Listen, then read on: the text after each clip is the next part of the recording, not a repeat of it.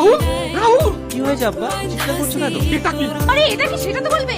তোমার ছেলে তাকে রিজাইন দিয়েছে। কত টাকা দিতে হবে? শেষ পর্যন্ত লুকিয়া, তুমি এক্ষুনি ওকে এই বাড়ি থেকে চলে যেতে বলো। বাবা আমার কথা, তোমার এই মুখ থেকে বাবা ডাক্তার শুনতে পাই না। মা মা কি হয়েছে? মা আলমারিতে গহনাগুলো রেখেছিলাম, খুঁজে পাচ্ছি না। অন্য কোথাও রাখলে তো? না মা লকারেই তো রেখেছিলাম। তোমার ছেলে কোথায়? বল গহনাগুলো কোথায় রেখেছিস? বল গহনাগুলো কোথায় রেখেছিস? বল। কি করছো তুমি? পাগল হয়ে গেছো নাকি? ছেলেটাকে মেরে ফেলবা। হ্যাঁ, মেরে ফেলবো। তোমার আর ওর মতো ছেলের সঙ্গে থাকতে হবে না। তুমি এখনই ব্যাগপত্রগুলো গুছিয়ে নাও।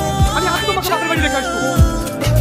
আমাকে ক্ষমা করে দিন দাদা, আমাদের আপনারা তুলে দিয়ে গেল।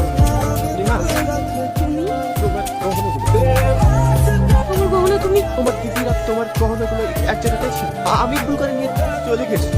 আসলে সেগুলো বিক্রি করে আমি তোমার মেডিকেল ফিস জমা দিচ্ছি। আমার এক্সাম ফিজের কথা তুই জানলে কি করে? আমি এবার ফাইনাল এক্সাম